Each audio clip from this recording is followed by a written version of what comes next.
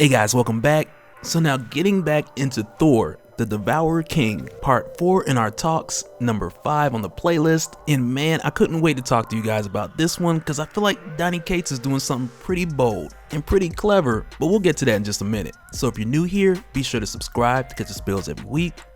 And don't forget to hit that bell up top so you can squat up in the comments for the first hour.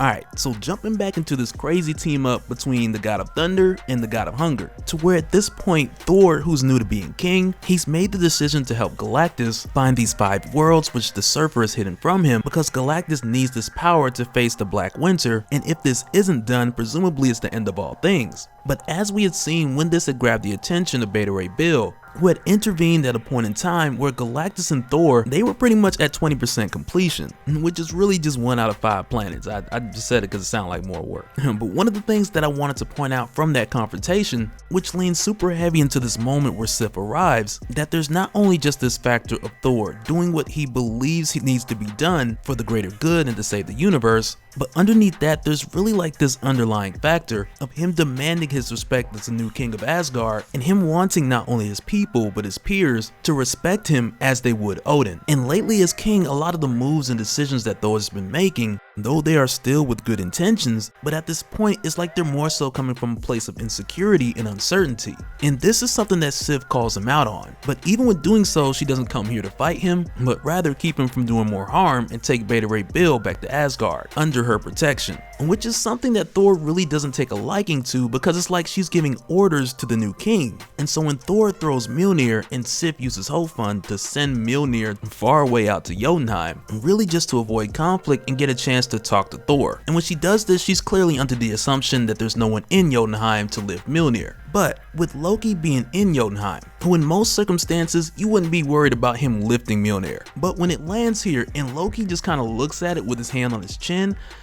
to me, I'm thinking like, okay. And like as the story progresses, I kind of feel like Loki's on the same page. So stay with me here. Because at this time that Loki is gazing upon Mjolnir, and he's clearly thinking of that powerful, unbreakable spell which was placed on Mjolnir by none other than the All-Father Odin. And for years since, for someone to lift this hammer, they have always had to display some level of worthiness, even Loki. But when Mjolnir lands here in Jotunheim, in a way I feel like we're getting part of the answer of why Mjolnir has been getting slightly heavy to Thor, which is what I believe is with him acting a bit more like Odin, who really couldn't control Mjolnir, which is why he trapped the Tempest Storm and placed a spell on Mjolnir in the first place. But along with that, you also have the addition of Odin, who is now passed, and there's possibly the likeliness of there being a newer testament to this enchantment, with the Odin Force being like your Old Testament and the Thor Force being your New Testament, which could likely mean that Mjolnir is like in between spells right now, because if Odin enchanted this hammer to be lifted by someone else who would be deemed worthy, and this is happening while you have Thor who's struggling with his identity and trying to be more like Odin as the new king, it's like you can kind of see where Mjolnir is a bit confused.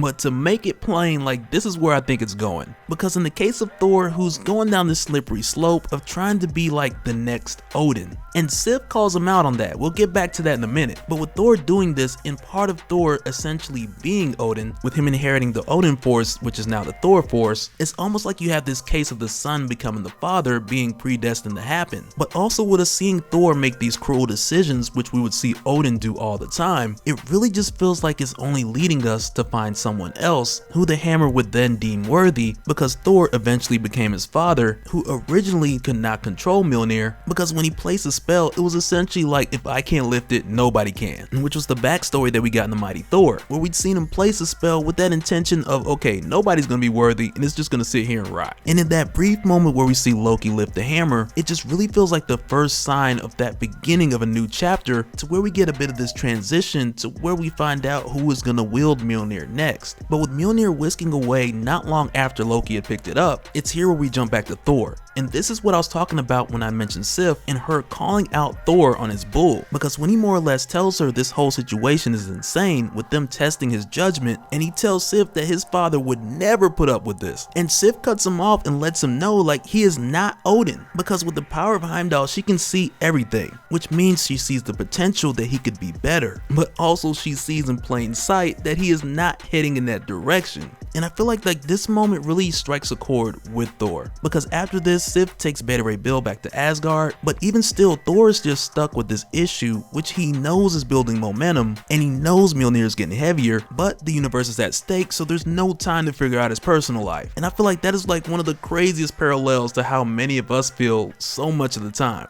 But even still, y'all know Galactus been waiting this whole time, right? But with that, when he hits Thor with that "is you finished or is you done," and Thor just takes back the power cosmic out of Galactus' chest just like he said he would. But even with doing so, this is really Thor just proving that he's not here because Galactus is making him do it, but as he had mentioned before, he's acting of his will, of his choices. But even with that, in Thor proceeding to try to do the most considerate course of action, with either allowing other inhabitants of these other planets to make their way to Asgard, and even in one case you had this planet of precog bears who knew this was coming, and they had actually made their own provision to evacuate, which was probably the easiest planet of all 5. But even through this process where we reached the point to where they have 4 down and 1 to go,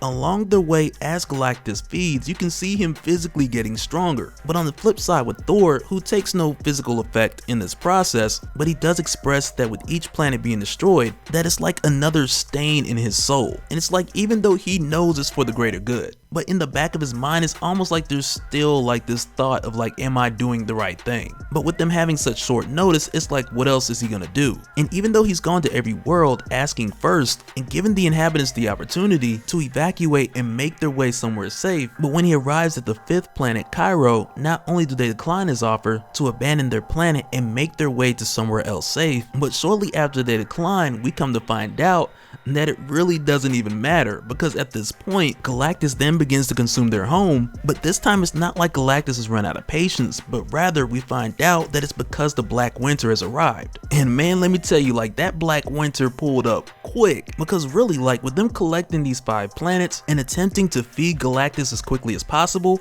they really didn't waste any time. And of course, Thor made his attempts to try to save who he could, because at this point he really hasn't gone full Odin, because Odin would have started on one side of the planet and be I'll start slaughtering here, Galactus, I'll just meet you in the middle, and that way we just expedite time, I'm cutting your food for you. And if you don't believe me, just go revisit our talks about fear itself. But at this point in time, when Thor just realizes this is it, and these dudes is dead bucko. But what I really appreciate at this point, and I don't think that Donny Cates really did it on purpose, I don't know, he probably did, but I really appreciate here with King Thor rent his cape, which was straight up Old Testament, because when a king would rent their clothing, it was a sign of great pain or great despair. And I mean, this could have been a coincidence, but even still it fit where Thor was at mentally and emotionally in this moment, because with him taking that piece and blindfolding himself, of course, so he wouldn't look at the Black Winter, because when you look upon it, you see the form of your death, but behind that obvious reason, you have this moment with Thor, who at this point is only really guided by cosmic awareness, but at this point he apologizes to the people of this planet, because on one end it's being devoured by the Black Winter, and on the other end it's being devoured by Galactus. And when this happens, Thor just takes off, because what else is he gonna do?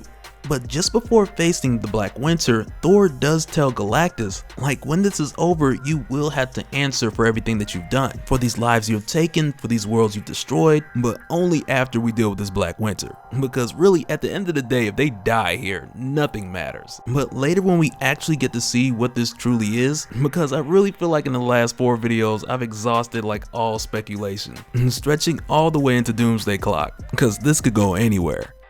But even with most of the series being narrated with much of your black box monologue, which is who I believe to be Silver Surfer Black, but it really puts us in this crazy position to where you have the story of the Silver Surfer, which isn't finished, as well as everything going on with Thor and Mjolnir, which the narrator described as a change which is just beginning, but this is also met by the arrival of the Black Winter, which is the end of all things. So it's all these threads must continue, but the Black Winter just rolls up I'm gonna end this man's whole career. So it's at this point, what is next? And I know you guys are just gonna have fun with that down in the comments. But I will say, I do feel we should hold off on the Justice League theories, at least just for the time being, because though Thor and Galactus are about to face the Black Winter, I highly doubt that the payoff to these teasers are gonna be given to us so soon and just crammed all into this one series.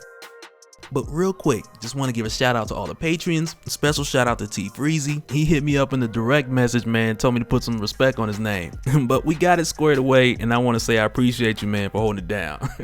But also along with that, special shout out to new Patreon Adam B, showing love and pouring into the spills. But that'll do it for this one, guys. Let me know your thoughts and theories down in the comments below, because there's a lot to process within this series. But let me know your thoughts down below in the comments, and we'll do it again in the next one. Alright, later.